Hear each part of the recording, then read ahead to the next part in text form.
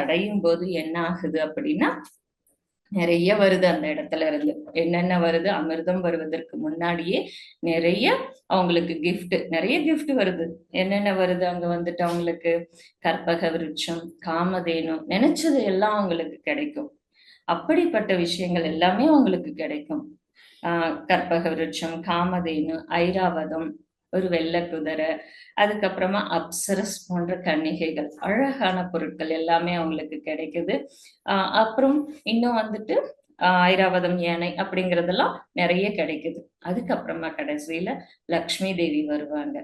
அதுக்கப்புறமா அவங்களுக்கு அந்த அமிர்தம் கிடைக்கும். இல்லைங்களா மாஸ்டர்ஸ்? எவ்வளவு அழகான கதை. அப்புறமா அந்த அமிர்தத்துக்காக தேவர்களும் அசுரர்களும் சண்டை போட்டுட்டு மோகினி அப்படிங்கிற ஒரு அவதாரம் வந்து அவங்களுக்கு தேவர்களுக்கு அந்த அமிர்தம் கிடைக்கிற மாதிரி அந்த கதை இருக்கும் நமக்கு வந்துட்டு.